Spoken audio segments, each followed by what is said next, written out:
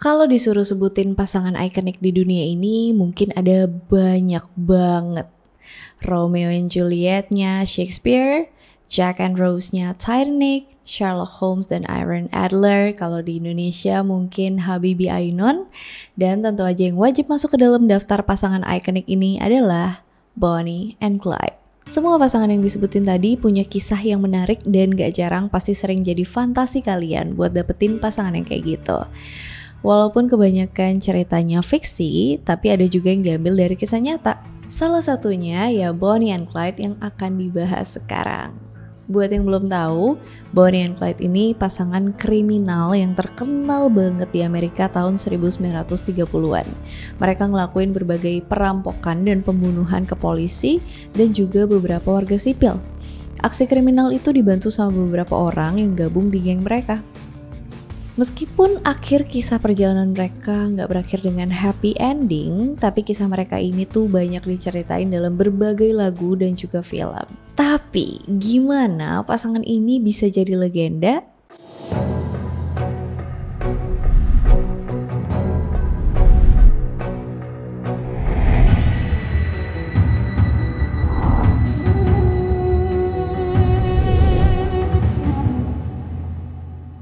Hai Gigs, bentar ya ada yang mau lewat dulu. Seperti biasa, sebelum bikin video atau sebelum tidur, aku selalu skincarean dulu sama body carean. Nih, aku pakai Scarlett Brightly Ever After Serum biar mukanya cerah. Tapi bete-nya, tuh udah mau habis, tinggal dikit. Ini tuh enak banget deh, konsistensinya cair, lightweight, cepat nyerap, dan yang paling penting bikin cerah. Jadi mukanya bisa glowing, bersinar. Next, Glow Toning Serum pastinya. Kalau tadi bikin glowing, ini super duper glowing. Dan yang ini juga udah mau habis, stok menipis nih. Ini aku suka banget ya, meskipun agak thick, tapi nyerapnya tuh cepet banget. Hitungan 0,00 sekian detik udah nyerap. Dan seketika muka langsung glowing gitu, kayak dewy-dewy gitu.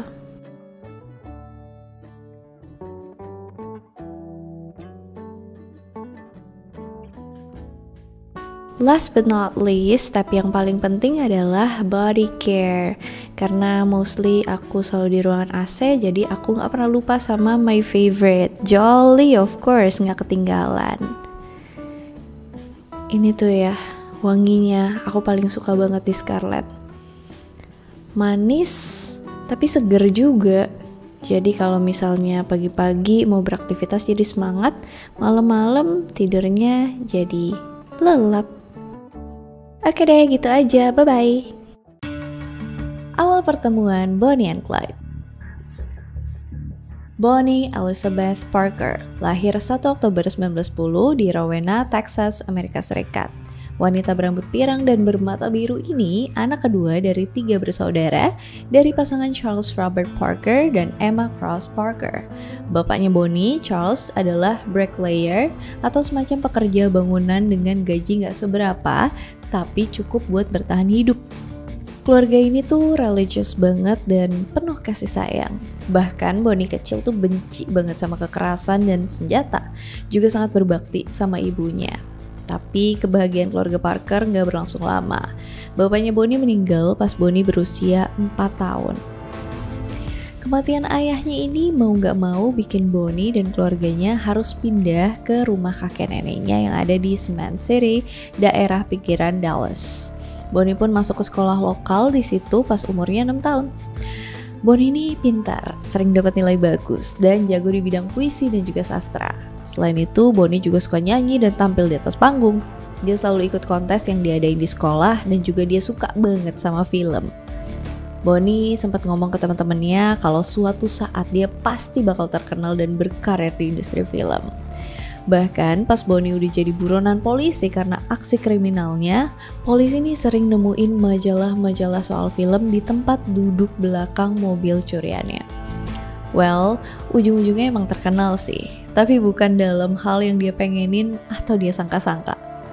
Kemudian pas dia umur 15 tahun, dia mulai kenal cinta dan jatuh cinta sama teman sekelasnya, Roy Thornton. Tahun berikutnya, tepatnya September tahun 1926, Bonnie drop out dari sekolah dan nikah sama si Roy. Tapi sayangnya karena mereka masih muda, si Roy gak mapan secara finansial. Rumah tangga mereka gak harmonis dan mereka pun mutusin buat berpisah. Berpisah loh, gak cerai. Tahun 1929, Roy masuk penjara dengan tuduhan perampokan dan dapat hukuman 5 tahun penjara. Si Bonnie berjuang sendirian dengan cara kerja di kafe-kafe. Hidup Bonnie makin berat pas saat itu terjadi depresi besar atau Great Depression yang mengguncang dunia di akhir tahun 1929. Saat itu banyak orang yang kehilangan pekerjaan, termasuk Bonnie. Karena nggak kunjung dapat kerjaan, Bonnie cuma bisa ngabisin waktunya di rumah dan kadang keluyuran ke rumah teman-temannya. Pas itulah dia ketemu sama Clyde. Clyde Chestnut Barrow itu nama asli dari Clyde. Dia anak ke-6 dari 8 bersaudara.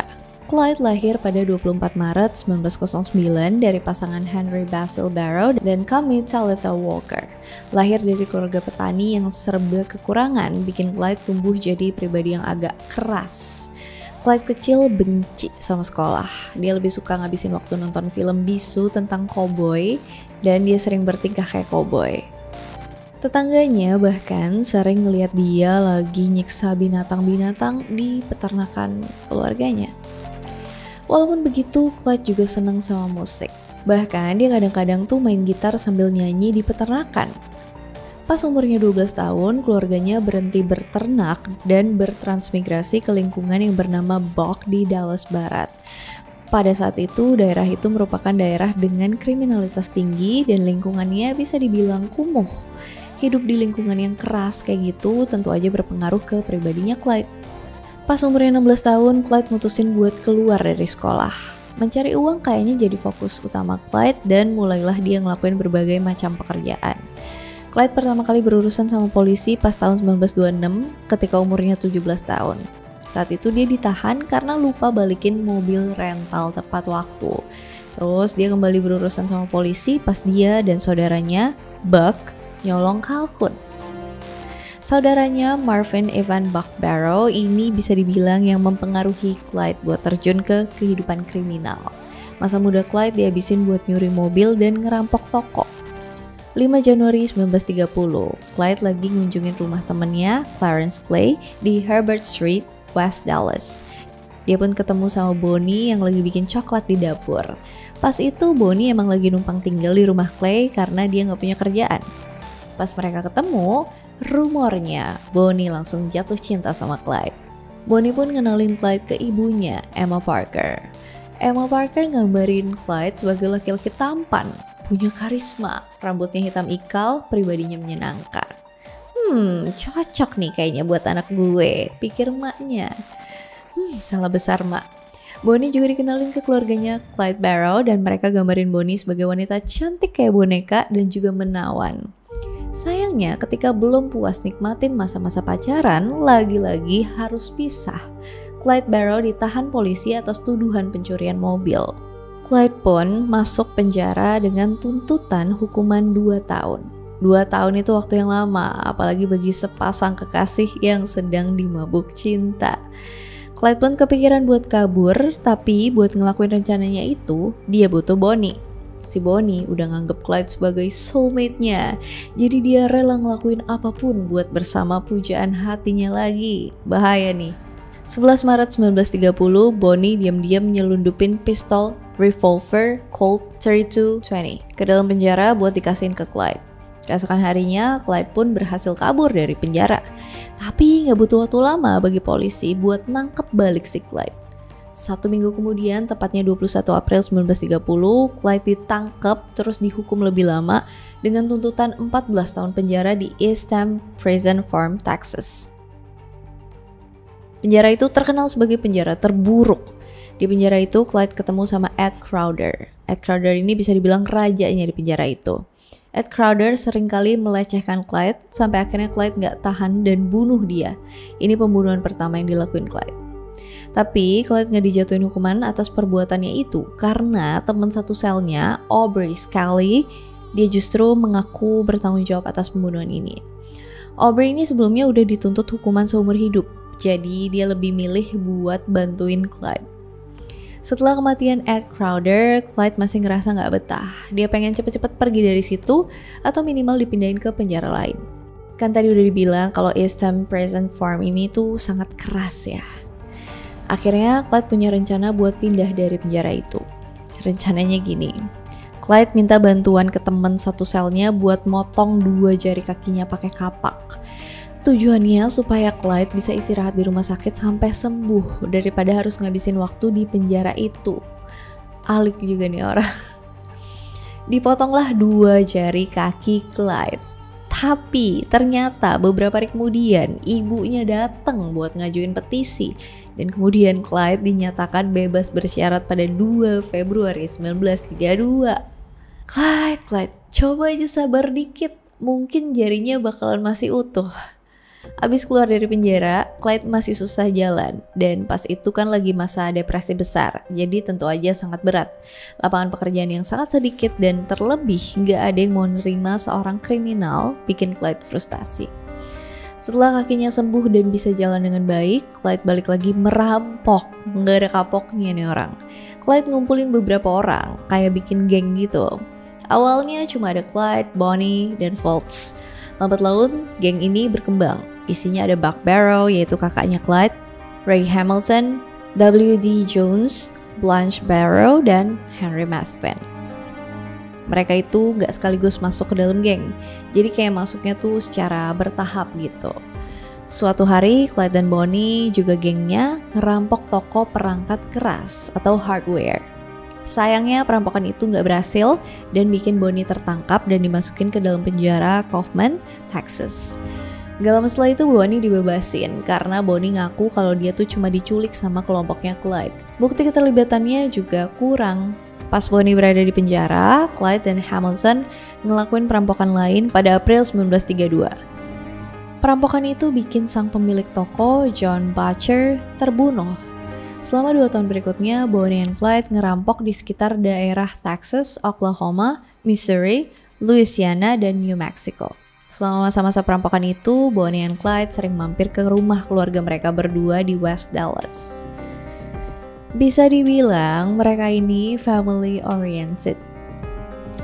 Biasanya pas Clyde datang, dia bakal ngelempar botol minuman ke halaman rumah keluarganya. Dan di dalamnya ada surat berisi sandi yang nunjukin tempat di mana mereka seharusnya ketemu tanpa ketahuan polisi.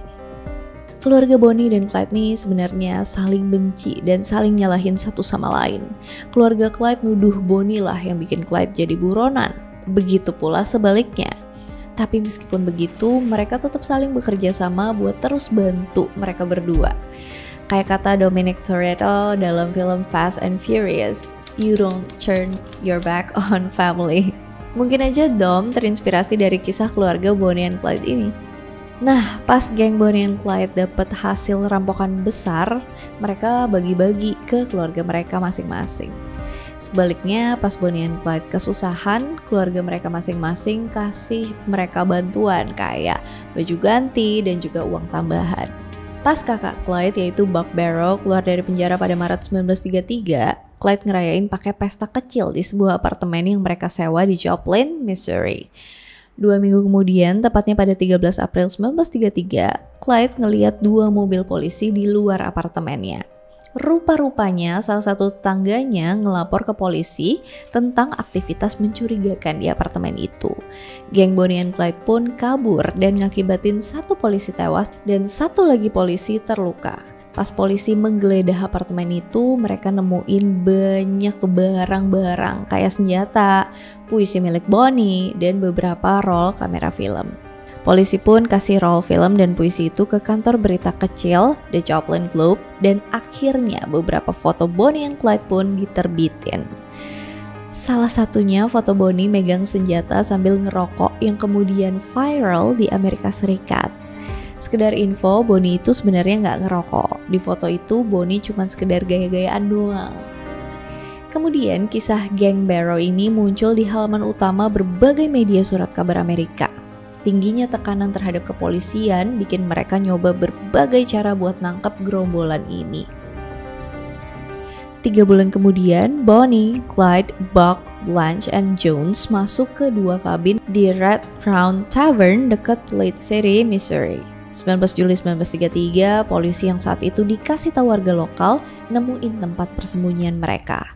Pada jam 10 malam, polisi ngelilingin kabin itu dan siap-siap nangkep mereka. Baku tembak pun tak terhindarkan. Walaupun terluka parah, Clyde dan kawannya berhasil kabur dari penyergapan pakai mobil. Clyde mengemudi sepanjang malam dan besok harinya berhenti cuma buat ganti perban dan ganti ban. Di Dexter, Iowa, mereka berhenti buat istirahat di area rekreasi Dexville Park tanpa tahu kalau polisi udah ada di situ.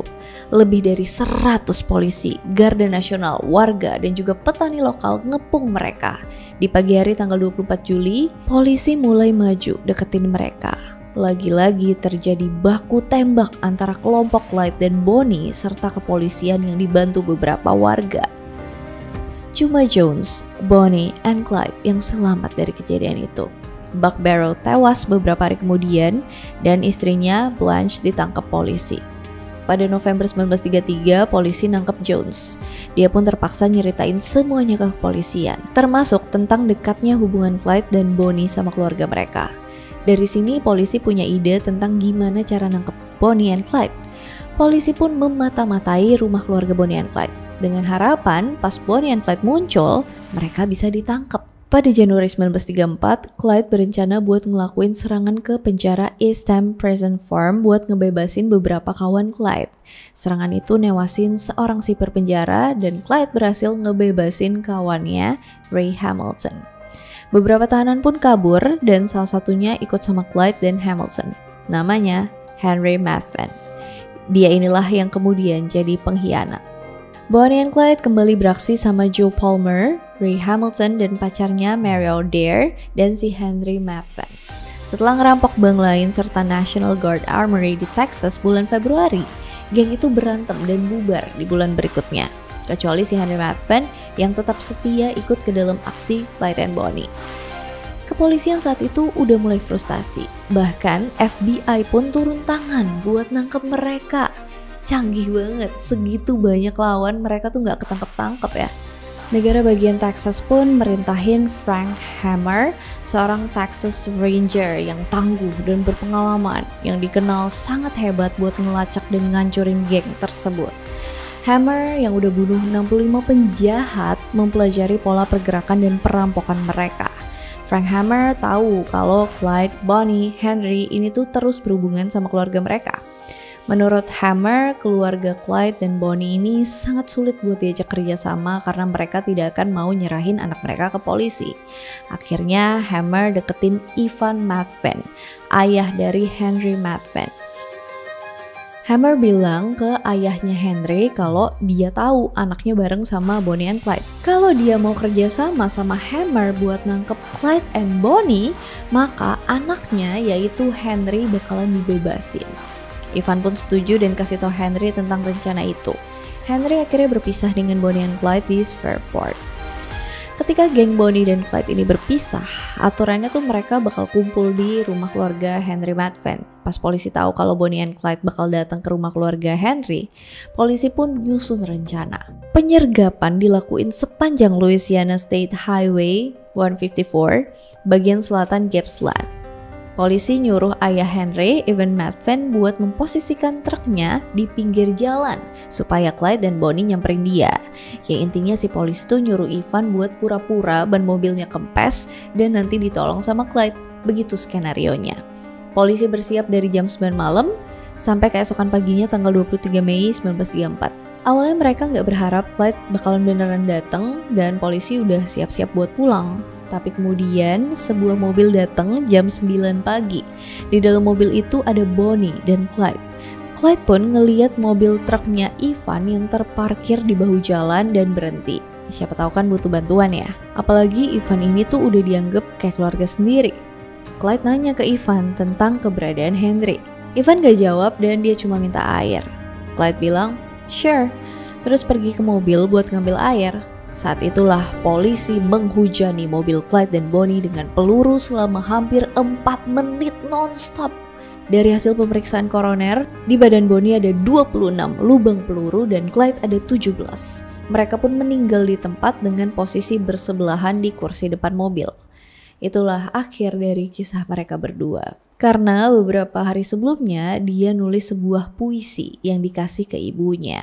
Puisi itu berjudul The End of the Line. Isinya gini.